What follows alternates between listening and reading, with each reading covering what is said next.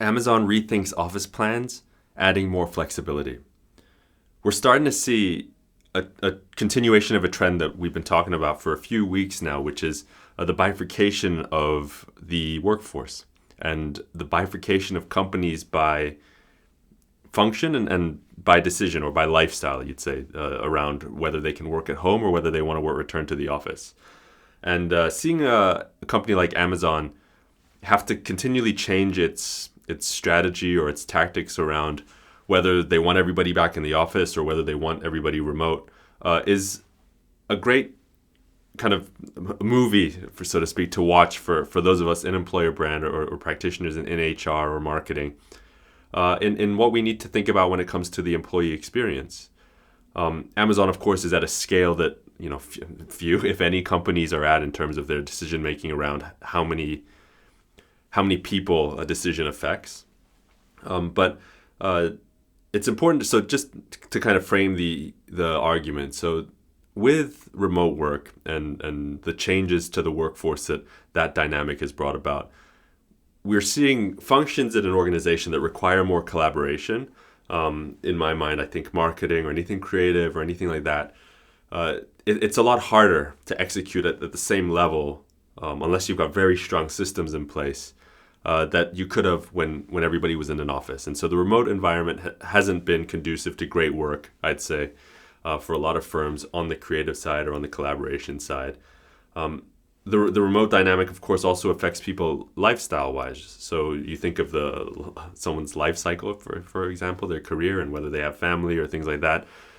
The remote dynamic also shifts their priorities as well. So what you're seeing is a bifurcation of the workforce by function and then also by personality, lifestyle. And as practitioners of employer brand, we've got to think about what the long-term implications of that are from an employee experience perspective. So, if you sweep an entire organization across and say, all right, everybody gets to work from home, who will and who won't could have long-term implications in terms of your org chart, right? We know that kind of promotions and things like that are often, a function of merit, but they're also typically a function of proximity. So familiarity, so to speak, with management and things. And that's kind of just one of the realities of human behavior.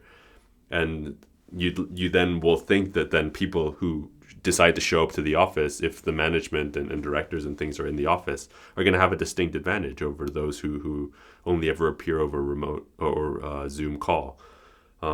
So that's something to think about from an employee experience, whether you can sweep a policy across an organization and what the implications are for that policy.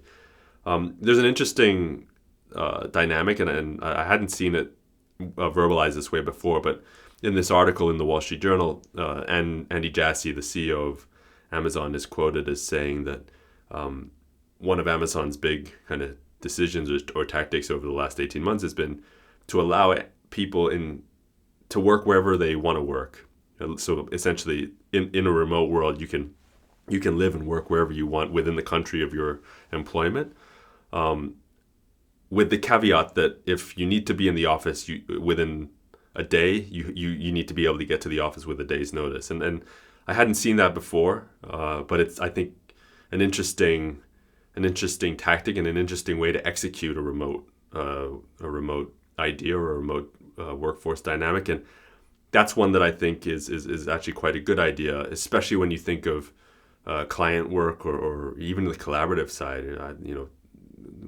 I'm familiar with of course marketing and the implications or the dynamics around that. So to make sure that everybody has the ability to get to an office within one day's notice, I think is something that if we do see remote continue, and I think what we're finding is that companies are now deciding that their plans from 12 months ago or 6 months ago even are starting to get derailed as this pandemic kind of prolongs and the labor shortages show companies that the workforce is looking for something other than what we thought traditionally.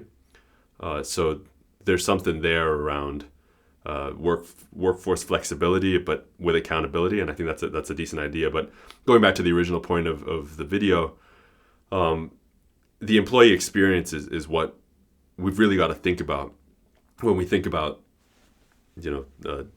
policies and things like this, the main lesson being, as practitioners, we have to be aware that it's easy or it's tempting in an environment like this where you've got so many dynamics that make it a candidates market.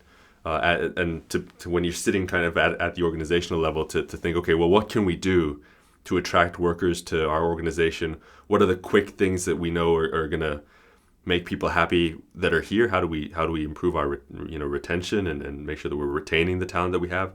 To put things in place that seem right now, but long term have maybe a consequence that maybe isn't what we want. So it's almost like a be careful what you wish for, because you can't pull things back once you've given it to an organization or a workforce. It's very difficult to give certain freedoms or certain expectations and then pull them back later, because then your employee experience suffers a lot.